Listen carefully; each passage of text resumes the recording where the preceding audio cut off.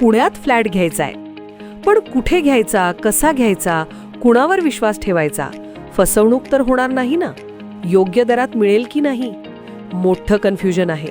चला तर मग सर्व कन्फ्युजन दूर करण्यासाठी संपर्क साधूयात सारंग अहेर यांच्या रेरा रजिस्टर्ड ड्रीमोरा रियालिटीशी. संपर्क सारंग सुधाकर अहेर, ड्रीमोरा रियालिटी. मोबाईल नंबर 82 83 93 91 आणि 62 62 90 910.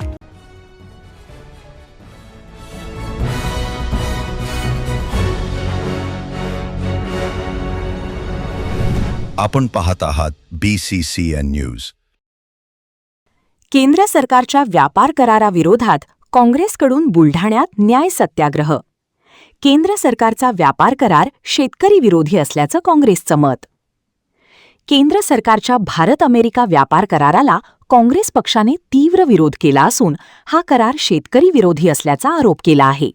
या व्यापार करारामुळे भारतीय शेतकरी आणि कृषी क्षेत्र उद्ध्वस्त होईल असे सांगत काँग्रेसने राज्यभर सत्याग्रह आंदोलन सुरू केले आहे. त्याच पार्श्वभूमीवर बुलढाण्यात गांधी भवन प्रांगणात जिल्हा युवा काँग्रेसच्या वतीने निषेध आंदोलन करण्यात आले. यावेळी काँग्रेसचे संघटन सृजन अभियान समन्वयक अब्दुल हनान, सहसमन्वयक वीरेंद्र जगताप, जिल्हा युवक काँग्रेस प्रदेशचे महासचिव विश्वदीप पडोळ, शिवराज पाटील, काँग्रेस नेते संदीप शेळके यांच्यासह अनेक पदाधिकारी, कार्यकर्ते उपस्थित होते.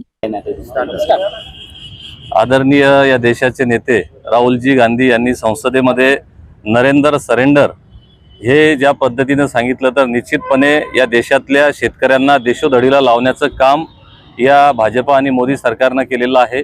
ट्रेड डीलच्या माध्यमातून इथला शेतकरी त्याचा जो शेतमाल आहे तो निश्चितपणे या अमेरिकन शेतमालासोबत स्पर्धा करू शकत नाही. त्यांना मोठ्या प्रमाणात सबसिडी मिळते. आपला शेतकरी या पद्धतीची वेगळी शेती भारतामध्ये आहे, चांगल्या पद्धतीचं काम इथं आहे. पण आपल्या शेतकऱ्याचा विचार न करता मोदी सरकार हे एका वेगळ्या दबावामध्ये, ट्रम्प सरकारच्या दबावामध्ये काम करतंय आणि त्या दबावामध्ये यांनी ट्रेड डील केलेली आहे आणि त्याचा फटका भारतातल्या शेतकऱ्यांना फार मोठा प्रमाणात बसणार आहे. नरेंद्र सरेंडर हे जे राहुलजींनी सांगितलेलं वाक्य आहे ते भारत अमेरिका ट्रेड डील मध्ये पूर्णतः लागू आहे. भारतातून अमेरिकेत जाणारा शेतमालावर 0% आयात कर लागणार नाही, तर 18% आयात कर लागेल आणि अमेरिकेतून भारतात येणाऱ्या मालावर 18% आयात शुल्क ते लावणार आहे. आणि म्हणून भारतातला शेतकरी, कापूस उत्पादक, तूर उत्पादक, सोयाबीन उत्पादक, मका उत्पादक पूर्णपणे आत्महत्याग्रस्त होणार आहे. प्रधानमंत्री नरेंद्र मोदी हे अमेरिकेसोबत कॉम्प्रोमाइज झालेले आहेत. त्यांनी अमेरिकेसोबत कॉम्प्रोमाइज होऊन शेतकऱ्यांना देशोधडीला लावणारा भारत अमेरिका कृषी करार या ठिकाणी घडवून आणला. भारत अमेरिका कृषी करार हा शेतकऱ्यांना पूर्णपणे उद्ध्वस्त करणारा करार आहे. भारतातला शेतकरी हा अमेरिकेच्या शेतकऱ्यांसोबत कुठल्याही परिस्थितीत स्पर्धा करू शकत नाही.